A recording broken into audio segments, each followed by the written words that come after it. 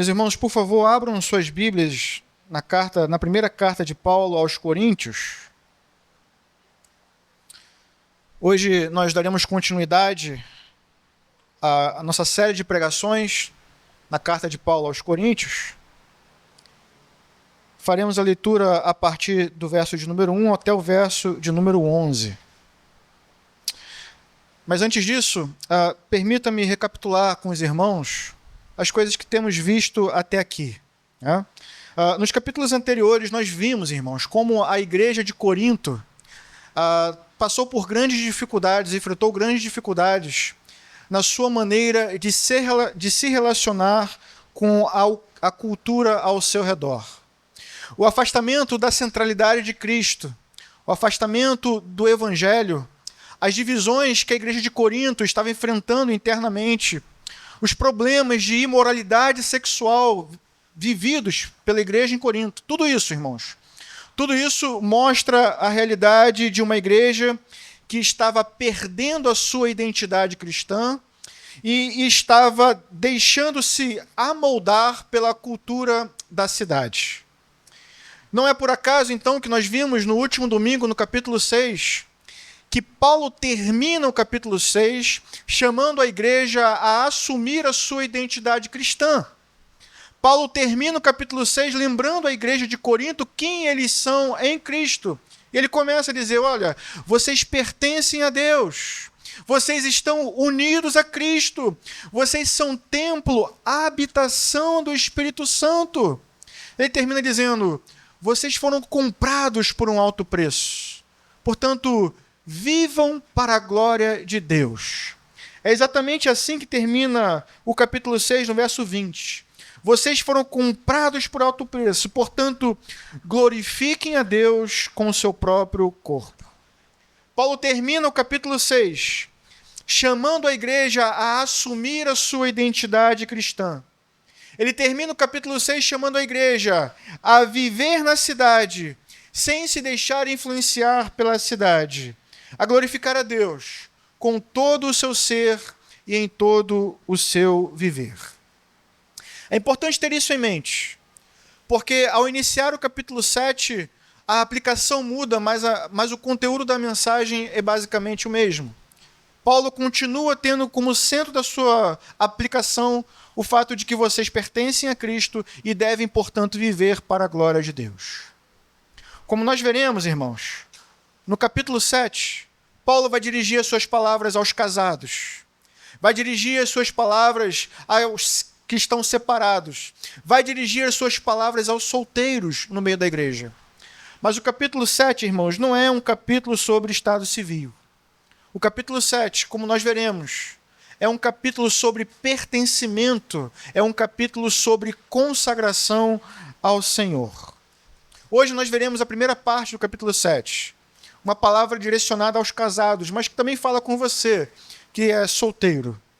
Nosso tema hoje é esse, o casamento cristão em uma vida de plena consagração. E para isso eu peço que você me acompanhe na leitura do texto a partir do verso de número 1. Diz assim a palavra do Senhor. Quanto aos assuntos sobre os quais vocês escreveram, é bom que um homem não toque em mulher, mas por causa da imoralidade, cada um deve ter sua esposa e cada mulher o seu próprio marido. O marido deve cumprir os seus deveres conjugais para com a sua mulher, e da mesma forma, a mulher para com o seu marido. A mulher não tem autoridade sobre o seu próprio corpo, mas sim o marido.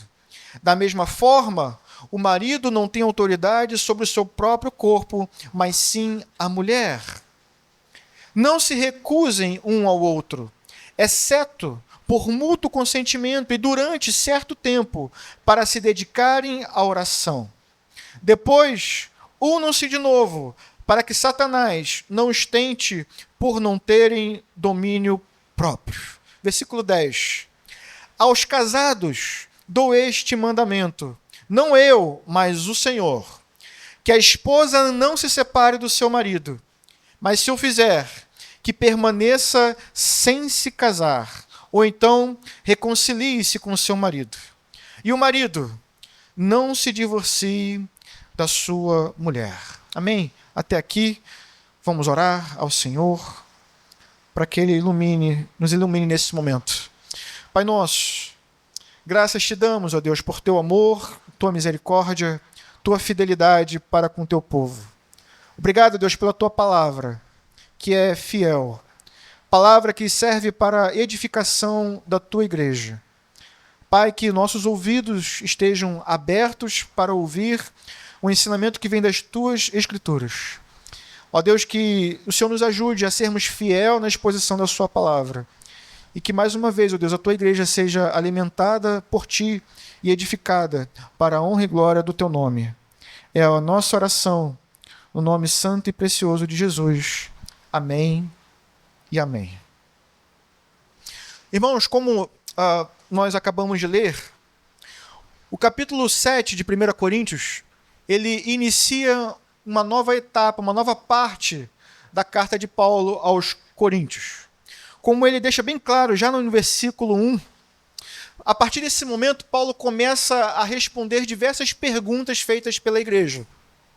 A partir do capítulo 7, Paulo começa a oferecer orientações pastorais e teológicas a respeito de diversas questões que estavam gerando dúvidas no meio da igreja.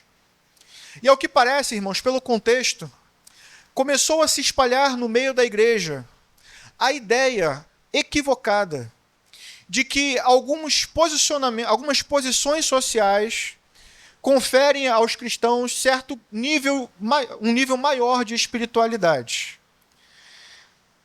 Como se, por exemplo, o estado civil de uma pessoa influenciasse no nível de espiritualidade dessa pessoa. Eu sei que pode parecer absurdo falar isso de uma maneira inicial, mas eu queria chamar a sua atenção para o fato de que isso não é uma realidade tão distante de nós assim. Até mesmo no meio cristão, né, eu acho que talvez principalmente no meio cristão, é muito comum a gente cometer esse erro de considerar, por exemplo, a pessoa casada em um status acima, por exemplo, do homem solteiro ou da mulher solteira. E uma grande evidência disso, pasmem, são os concílios pastorais que nós desenvolvemos. Sim ou não? Vejam que muitas das vezes um candidato, simplesmente por não ser casado, simplesmente não é considerado no momento de ser levado ao ministério pastoral. E a pergunta é, qual o critério para isso? Qual o fundamento bíblico para isso? De fato, não existe. Na verdade, o que se vê nesses momentos é que nós seguimos uma tradição de não ordenar necessariamente homens solteiros, seguimos uma tradição e muitas vezes atendemos assim uma expectativa cultural, quando na verdade a Escritura em nenhum momento nos diz que um homem solteiro não possa servir ao Senhor no ministério pastoral. Então, isso é um exemplo para a gente de que, fato, às vezes nós corremos o risco de permitir influências culturais ou tradições ditando a maneira como nós vivemos a vida cristã. Então, vejam o que acontece aqui, por exemplo. O que acontece na igreja de Corinto, irmãos, é justamente o contrário do exemplo que eu apresentei para os irmãos. Enquanto nós valorizamos o casamento, às vezes de maneira excessiva, né, de acordo com o exemplo que eu dei, às vezes, na igreja de Corinto, o que estava acontecendo era justamente ao contrário. Como nós vimos anteriormente, a igreja de Corinto estava passando por problemas de imoralidade sexual. E, por causa disso, algumas pessoas começaram a ventilar a ideia no meio da igreja de que abrir mão da vida sexual, ou seja, o celibato, a abstinência sexual, conferia ao cristão um nível de espiritualidade maior. Quando o texto nos diz, no versículo 1, me acompanhe, é bom que o homem não toque em mulher. O que o texto está trazendo para a gente não é uma afirmação de Paulo. Paulo não está, ao dizer isso, endossando ou aprovando essa afirmação. Como ele diz logo anteriormente, Paulo está trazendo um assunto que foi levantado pela igreja. Esse é um dos assuntos, como ele diz aqui, sobre os quais vocês escreveram. Eu sei que se fosse escrito hoje, essa frase provavelmente estaria sendo colocada entre aspas. É dessa maneira que nós costumamos fazer referência a uma citação. Mas, irmãos, no texto bíblico, naquela época e no grego bíblico, sinais de pontuação como nós temos hoje não era regra. O texto era muitas das vezes escrito de maneira fluida, nem espaço entre as palavras havia.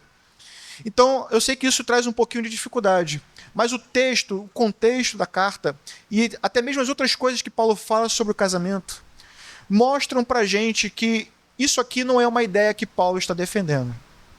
Não é bom que o homem toque em mulher, é uma defesa de celibato, é uma defesa de abstinência sexual que estava correndo pela cidade, sobretudo no meio da igreja. E Paulo, irmãos, vai combater isso logo em seguida. Vejam só, enquanto algumas pessoas estão dizendo é bom que o homem não toque em mulher, o que Paulo responde é que cada homem tem a sua própria esposa. Paulo não aprova a ideia de celibato, Paulo não aprova a ideia de uma abstinência sexual. O que Paulo faz é apontar o casamento como um caminho legítimo, aponta o casamento como um caminho válido e correto para o cristão. O que Paulo faz não é apontar o celibato como uma solução para o problema de imoralidade sexual. O que ele faz é apontar o casamento como um caminho legítimo, válido e correto para o cristão. A gente precisa ter isso em mente. O casamento, irmãos, o casamento precisa ser entendido por nós cristãos como uma providência graciosa de Deus. O casamento é uma providência graciosa de Deus para que a sexualidade seja vivida em santidade e fidelidade. É uma bênção na vida do cristão.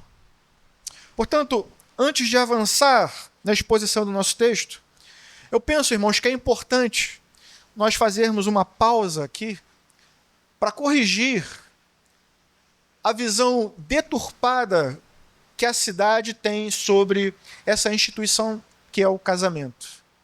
Antes de avançar, nós precisamos corrigir essa visão da cidade.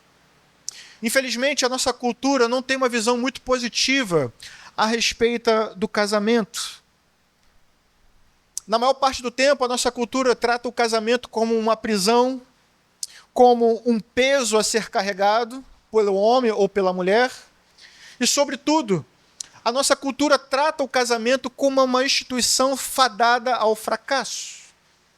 É dessa maneira que eles olham para o casamento. E o problema é que, assim como aconteceu com a igreja de Corinto, muitas vezes o povo de Deus, os cristãos, a igreja, assimila a visão da cultura a respeito do casamento. Muitas das vezes nós também absorvemos essa imagem negativa do casamento e trazemos isso para os nossos relacionamentos.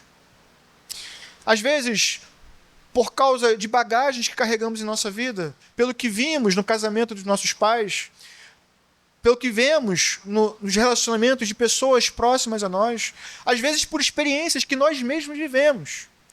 Mas o fato não muda de que às vezes nutrimos uma visão distorcida sobre o casamento, que não é a visão que Deus tem a respeito do casamento. Por isso, a gente precisa corrigir a nossa visão.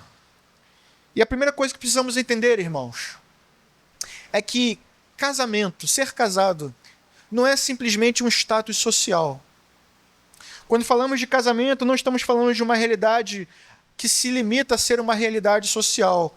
O casamento é uma realidade teológica. Vejam que o casamento foi projetado por Deus para ser um eco, uma ilustração da aliança de Deus com o seu povo. Abra sua Bíblia comigo na carta de Paulo aos Efésios, capítulo 5.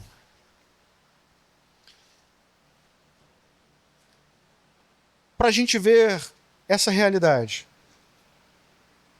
Efésios capítulo 5, verso 22, diz assim: mulheres, sujeite-se cada uma a seu marido, aí vem, como ao Senhor, pois o marido é o cabeça da mulher, mais uma vez, como também Cristo é o cabeça da igreja. Verso 25, maridos, ame cada um a sua mulher, assim como Cristo amou a igreja e se entregou por ela. Agora vejam no verso 31, por essa razão, o homem deixará pai e mãe e se unirá à sua mulher. Os dois se tornarão uma só carne. E aí vem um mistério, irmãos. Paulo escreve dizendo: este é um mistério profundo. Refiro-me, porém, a Cristo e à igreja. E aí termina: portanto, cada um de vocês também ame a sua mulher como a si mesmo. E a mulher trate o marido com todo o respeito. O que esse texto mostra para a gente? Mostra o que eu disse anteriormente: o casamento não se limita a ser um status social. Ele aponta para o relacionamento de Cristo com o seu povo. Ele aponta para o relacionamento de Deus com a igreja. O casamento, irmãos, ele reflete de forma visível o compromisso fiel de Deus para com o seu povo. Tim Chester, no seu livro chamado Casamento Centrado em Cristo, ele faz uma afirmação um pouco escandalosa, mas eu creio que nos ajuda a entender. Ele diz o seguinte: o casamento sempre foi destinado a ser uma imagem do relacionamento de Cristo com o seu povo. E aí ele diz: o próprio Deus inventou o casamento, o romance e o sexo para nos mostrar como Ele nos ama. Em outras palavras, se você já experimentou a alegria do casamento, então você conhece um pouco da alegria de Cristo no seu relacionamento com o seu povo. Se você já experimentou a ansiedade da solteirice, ou seja, o desejo de ter alguém para se relacionar, então você consegue ter um vislumbre do que deve ser o nosso desejo em se relacionar com Deus. Se você já experimentou o que significa ser traído, então você tem um vislumbre do que significa quando a Escritura mostra o santo ciúme de Deus em relação ao seu povo, quando o seu povo é infiel para com ele. Ou seja, os nossos relacionamentos conjugais, de certa forma, refletem o que deve ser o nosso relacionamento com Cristo. Pense nisso. O amor de Deus, a fidelidade de Deus, a paciência de Deus, o cuidado de Deus, a proteção de Deus para com o seu povo. Tudo isso precisa e deve ser ilustrado por meio do casamento. Isso significa, irmãos, que se tratando de povo de Deus, que se tratando do casamento entre cristãos, o casamento é uma maneira de testemunharmos ao mundo o amor de Deus pelo seu povo. Entende isso? Por meio do casamento, nós testemunhamos ao mundo o que significa o amor de Deus para com o seu povo. O nosso casamento deve mostrar ao mundo que é bom viver sobre o reinado de Deus. O nosso casamento deve mostrar ao mundo que é bom viver sobre o senhorio de Cristo, que Cristo, como nosso noivo, é um noivo excelente e vale a pena, como sua noiva, se submeter a Ele. Vejam, irmãos, que essa não é uma ideia muito popular no mundo. A ideia de se submeter a alguém não é uma ideia comum, não é uma ideia aceita, não é uma ideia que o mundo, a cidade e a cultura costumam aprovar. A nossa cultura também não aceita muito bem a ideia de uma mulher sendo submissa ao homem. E isso por quê? Muitas das vezes, irmãos, isso é justamente porque a maneira como os homens tratam suas esposas é uma maneira inadequada. Isso muitas das vezes é reflexo de uma liderança masculina que muitas das vezes se tornou sinônimo de maus tratos. Muitas das vezes se tornou sinônimo de falta de amor. Muitas das vezes se tornou sinônimo de opressão. E muitas das vezes em um contexto de infidelidade. Mas em um casamento cristão, irmãos, isso não pode acontecer. Em um casamento cristão, onde a esposa se submete ao marido que a ama, onde a esposa se submete ao marido que se sacrifica por ela, como Cristo amou a igreja e morreu por ela, o que o mundo deve ver é que é bom viver sobre o senhorio de Cristo. Nós precisamos começar a pensar nos nossos relacionamentos dessa forma, como uma maneira de refletir o amor, o cuidado, a proteção, a bondade, a paciência que Deus tem para conosco. Pois essa é a intenção que Paulo nos mostra em sua carta ao tratar do casamento. Precisamos corrigir também a nossa ideia de qual é o propósito do casamento, qual é a finalidade do casamento. Algumas pessoas sustentam e defendem a ideia de que o casamento era para ter filhos. Será que é apenas para isso? De fato, irmãos, quando olhamos em Gênesis capítulo 1, o mandamento de Deus, sim, ele nos exorta a frutificar. Portanto, o que o mandamento está dizendo é que, sim, um casal cristão, ele deve estar aberto a ter filhos. Mas o casamento não se limita a isso, não se resume a isso. Vejam, o que nós diríamos de um casal cristão que não pode ter filhos? Será que o casamento deles não é legítimo? O que nós diríamos sobre um casal que já criou os seus filhos e viu os seus filhos saírem de casa? Será que o casamento acabou pelo fato dos filhos não estarem mais no meio da família? Claro que não, irmãos. O que isso nos mostra? Isso nos mostra que o casamento não se limita e não se resume ao fato de um casal ter ou não ter filhos. Mas um casamento também, irmãos, não é apenas um remédio para os nossos desejos carnais. Veja, o nosso texto, até mesmo 1 Coríntios capítulo 7, mostra que o casamento ele é dado a fim de que a imoralidade não seja praticada no meio do povo de Deus. Nem todos receberam de Deus o dom de viverem o celibato. Por isso, devem se casar. É o que Paulo vai dizer mais adiante. Agora vejam, o casamento não se limita à relação conjugal entre marido e mulher. E a maior prova disso é que o casamento ele foi dado antes da queda. Primeiro veio o casamento, depois veio a queda. Primeiro veio o casamento, depois o pecado entrou no mundo. O que significa que quando Deus cria o casamento, institui o casamento, não foi simplesmente para combater os desejos pecaminosos do homem. Em terceiro lugar, o casamento, irmãos, também não é uma forma de suprirmos as nossas necessidades, as nossas carências emocionais. Há uma ideia corrente hoje de que a gente casa para ser feliz. Eu vou me casar para ser feliz, para que o outro me satisfaça, para que o outro me complete. Mas vejam, irmãos, que essa é mais uma visão distorcida, criada pela cultura, criada pela sociedade, que muitas das vezes nós assimilamos como correto. É verdade.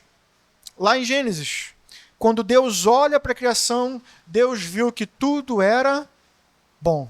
Apenas uma coisa não era bom. O que era? Não era bom que o homem esteja só. Não é bom que o homem esteja só.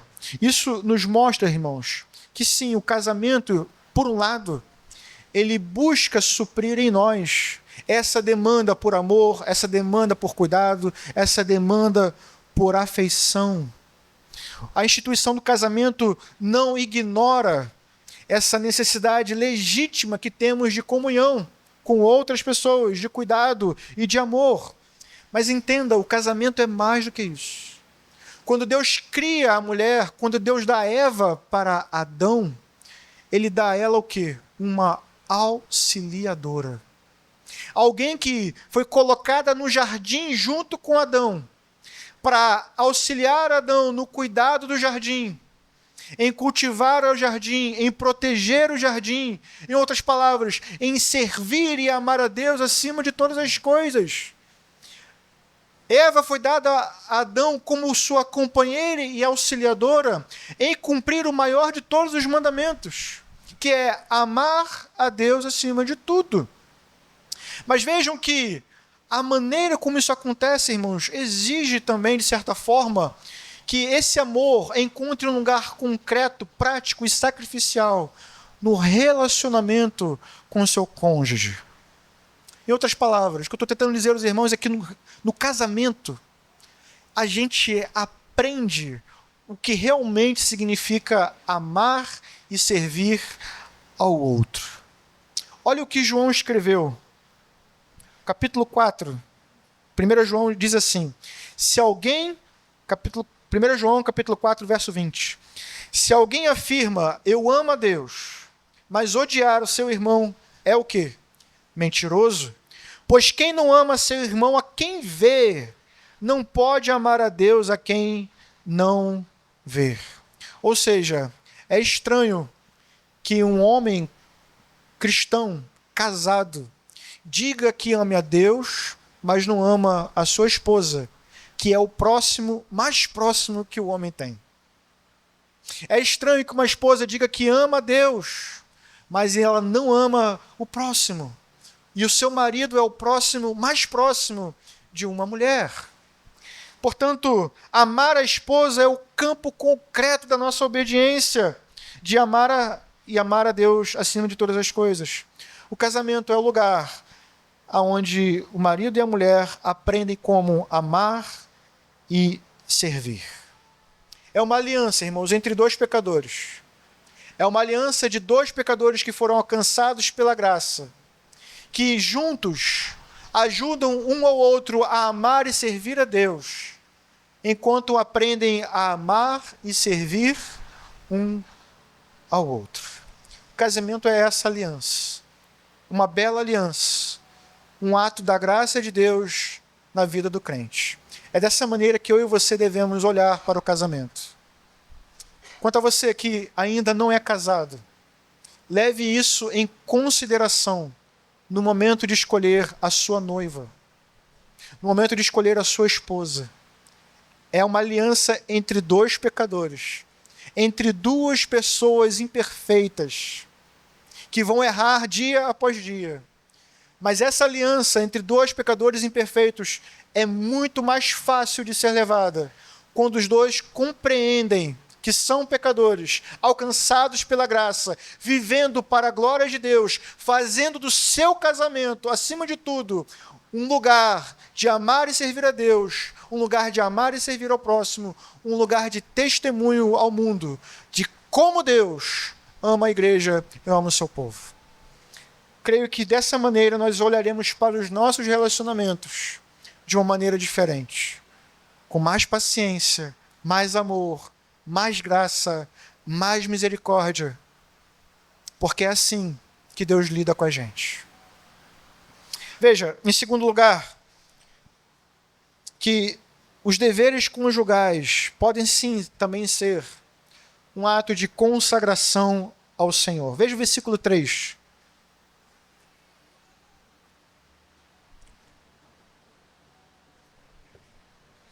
O marido deve cumprir os seus deveres conjugais para com a sua mulher. E da mesma forma, a mulher para com seu marido. A mulher não tem autoridade sobre o próprio corpo, mas sim o marido. Da mesma forma, o marido não tem autoridade sobre o próprio corpo, mas sim a mulher. Logo em seguida, ele diz: não se recusem um ao outro, exceto por mútuo consentimento e durante certo tempo, para se dedicar à oração. Depois, unam-se de novo, para que Satanás não os tente por não terem domínio próprio.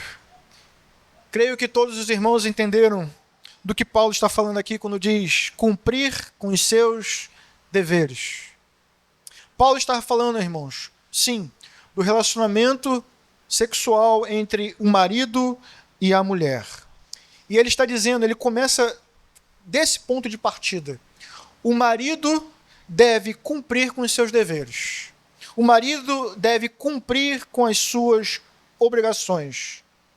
Vejam, irmãos, que Paulo, ele não trata o ato sexual como algo neutro, ele não trata o ato sexual como meramente biológico ou mesmo separado da vida espiritual. Paulo apresenta isso como um dever dentro da aliança que é regulado pelo senhorio de Cristo. Se o corpo, ele disse isso no capítulo 6, versículo 20, se o corpo pertence ao Senhor, o uso do corpo no casamento também pertence ao Senhor. Certo? E aí, vejam, no capítulo 6, Paulo combateu a imoralidade. O que ele disse? Iremos nós unir Cristo a uma prostituta? Ou seja, na prática da imoralidade sexual, nós cometeremos esse tipo de sacrilégio, esse tipo de ofensa a Deus, uma vez que estamos unidos a Cristo? E ele responde veementemente, claro que não. Porém, por outro lado, aqui no capítulo 7, da mesma forma honrosa agora, nós devemos olhar a maneira como o marido se relaciona com a sua esposa na sua intimidade. Vejam que Paulo coloca como um dever, como uma obrigação. É dessa maneira que ele coloca o relacionamento entre ambos. A palavra que Paulo utiliza aqui, irmãos, fala de uma dívida. É o mesmo sentido. Ou seja, no casamento, o homem tem uma dívida para com a sua esposa. E da mesma forma, a esposa tem uma dívida para com o seu marido. E eu vou direto ao ponto, irmãos.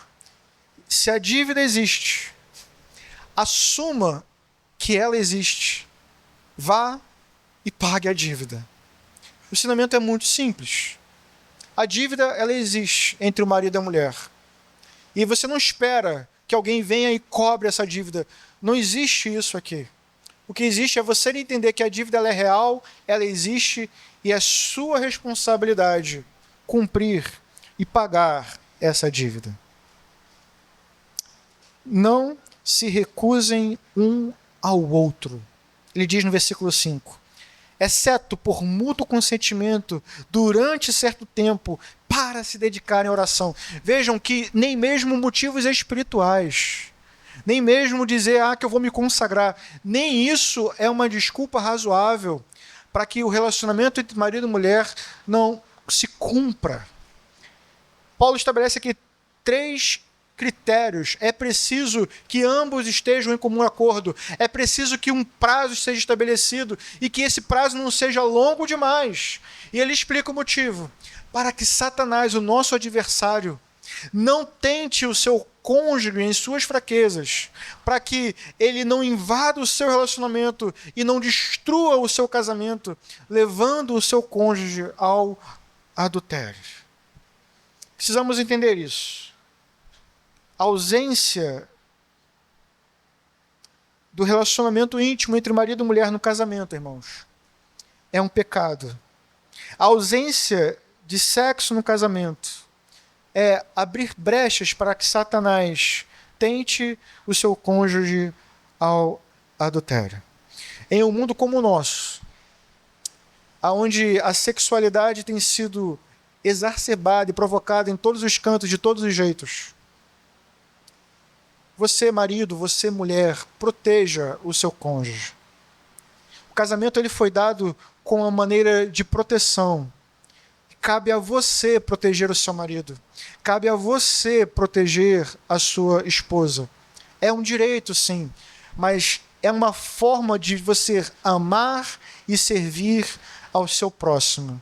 E mais uma vez, a sua esposa é o próximo, mais próximo de você. O seu marido é o próximo, mais próximo de você. Ame a ele. Sirva a ele. Para a glória de Deus. Terceiro lugar, e último lugar. Entenda que a consagração ao Senhor preserva, irmãos, o compromisso do casamento. Olha o que Paulo diz a partir do verso de número 10. Aos casados dou esse mandamento, não eu, mas o Senhor. O que quer dizer isso, irmãos? O que Paulo quer dizer com essa expressão, não eu, mas o Senhor? Será que a partir desse momento Paulo começa a dar a sua opinião sobre o assunto? Será que ele vai falar de algo contrário ao que Jesus disse? Não, não é isso que Paulo está falando. Essa expressão, digo, não eu, mas o Senhor, é uma expressão que Paulo utiliza para dizer que Cristo já falou sobre esse assunto. E uma vez que Cristo já falou sobre o assunto está encerrado. E ele não tem mais nada a acrescentar sobre isso. Em outros momentos ele vai dizer, digo eu, não o Senhor. O que significa dizer que Jesus não tratou sobre esse assunto e por isso ele vai tratar. Agora, no que diz respeito ao divórcio, à separação de um casal cristão, Paulo é muito claro a dizer que não há mais nada a ser dito, porque Jesus já tratou sobre este assunto. Lá em Mateus capítulo 19, nós vemos Jesus discutindo com os fariseus e é levantada essa questão sobre o divórcio. E Jesus é muito claro ao dizer e ao repetir o que ele disse no Sermão do Monte, de que há apenas uma cláusula, há apenas uma exceção, há apenas um motivo aceitável para o divórcio entre um casal cristão. E esse motivo é o adultério. Em outras palavras, se não houve adultério, se não houve infidelidade, a relação, o pacto entre marido e mulher, que foi feito diante de Deus e provavelmente diante de várias testemunhas, essa aliança continua valendo. O pacto não é quebrado, a não ser, como Jesus disse, se houve infidelidade no relacionamento. No versículo 9 do capítulo 19 de Mateus, ele diz o seguinte, eu lhes digo que todo aquele que se divorciar de sua mulher, exceto por imoralidade sexual, e se casar com outra mulher, estará cometendo adultério. O mesmo vale para as mulheres. Qualquer mulher que se divorcia do seu marido, exceto por imoralidade sexual, estará cometendo adultério. Isso significa que todo novo relacionamento que não obedece essa cláusula implica em adultério. Não há exceção fora isso. Mas então, por que Paulo continua o texto e diz, se o fizer? A grande questão, irmãos, é que dentro de um contexto greco-romano, assim como hoje, a gente sabe que o divórcio ele é uma possibilidade real. Não é ideal, mas a gente sabe que acontece. Às vezes o relacionamento se desgasta de uma tal forma que o casamento se torna, da perspectiva do cônjuge, algo impraticável. E aí a pergunta é, o que fazer diante disso? O que fazer quando o casal começa a pensar em divórcio? O que fazer se você está arrependido de ter se casado?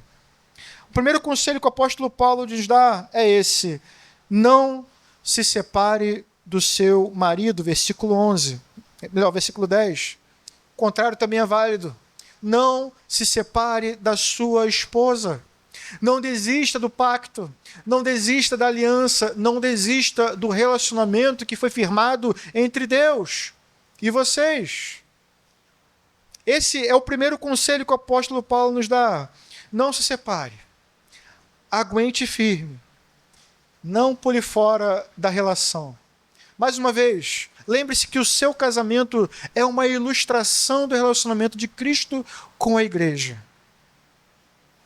Lembre-se de que nesse relacionamento você frequentemente falha para com Deus. Frequentemente você não faz o que precisa ser feito.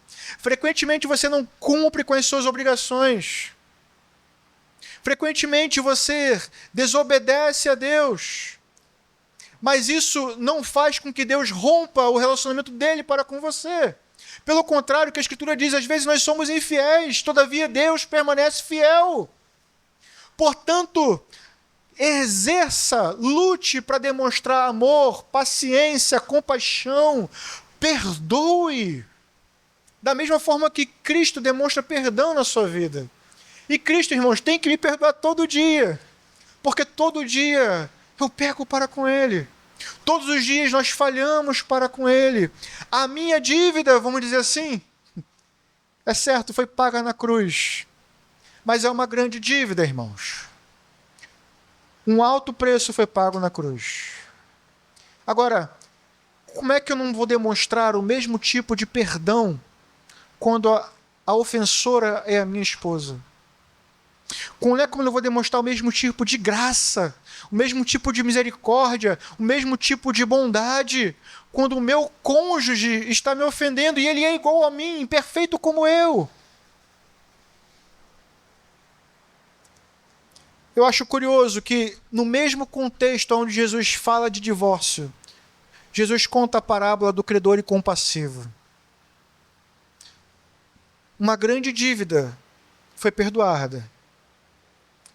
Portanto, eu e você somos chamados também a perdoar 70 vezes 7, quantas vezes forem necessário.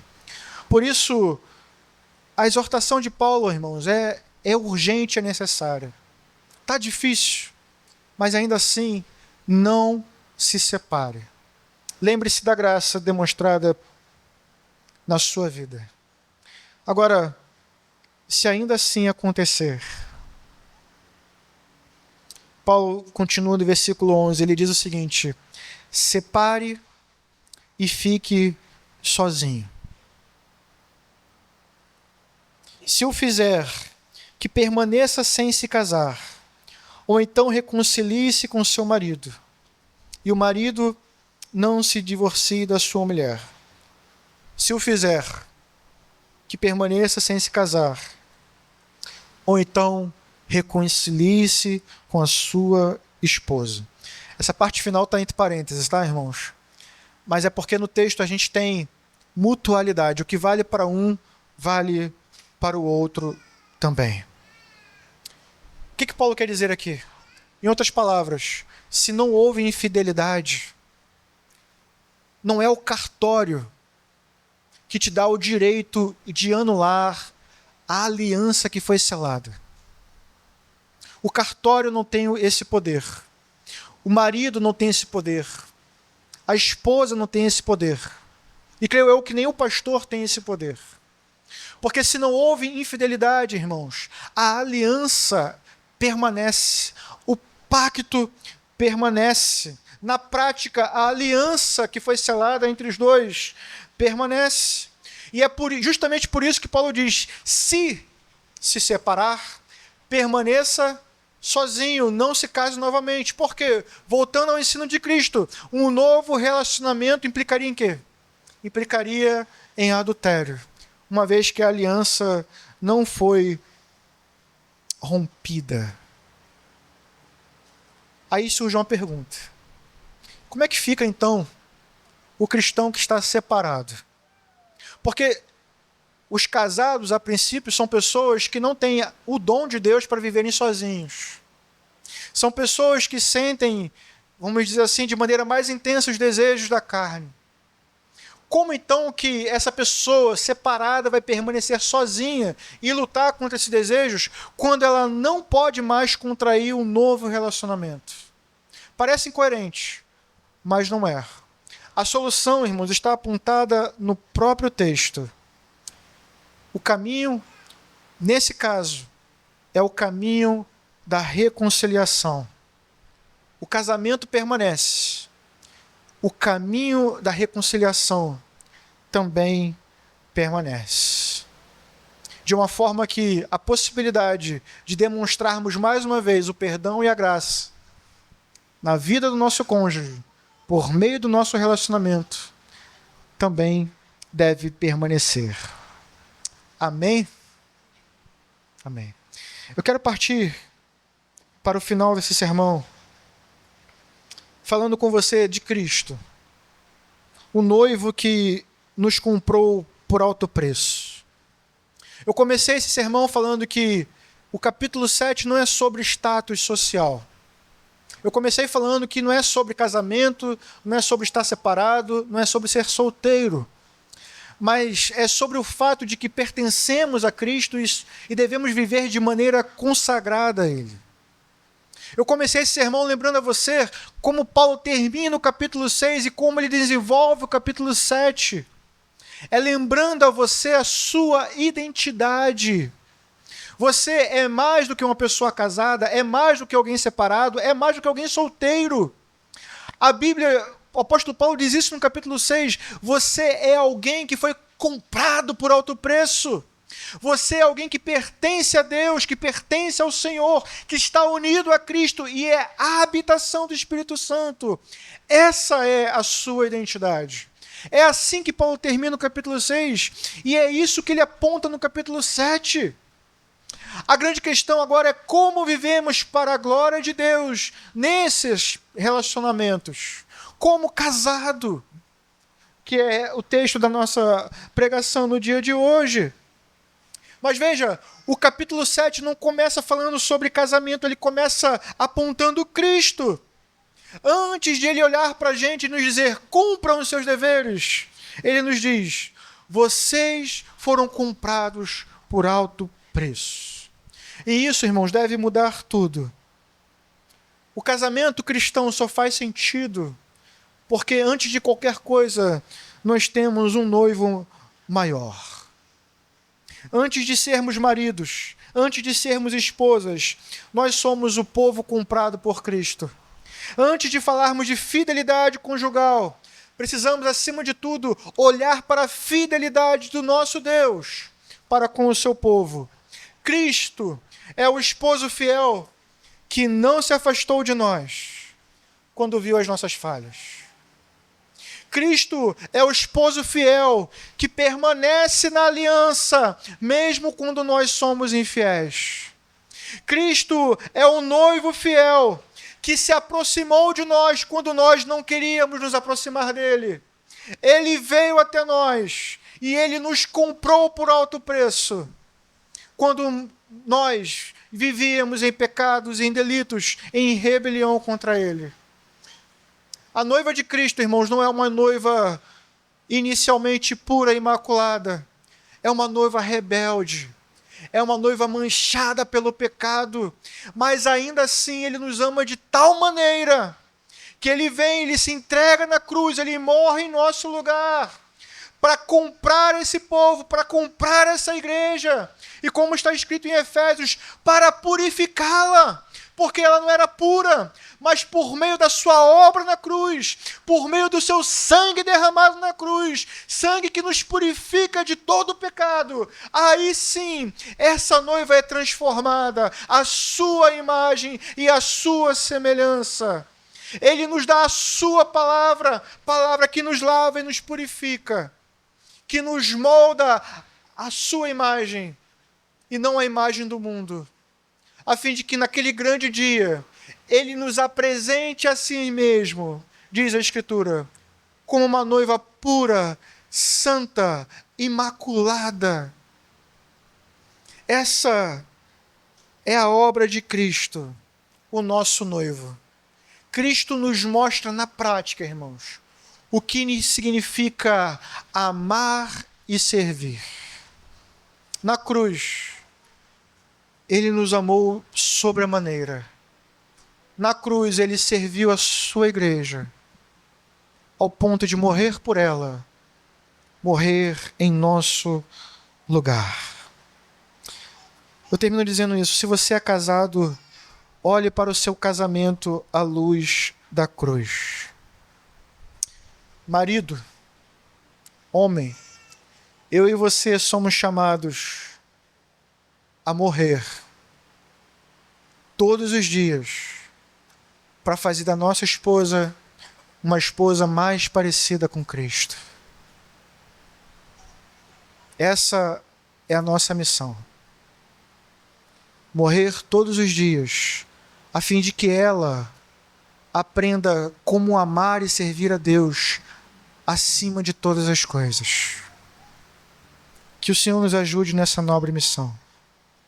E que o Senhor ajude a você, que é mulher, esposa, a se submeter em amor ao seu marido, servindo a ele como a igreja se submete a Cristo, que é o cabeça e é o salvador da igreja.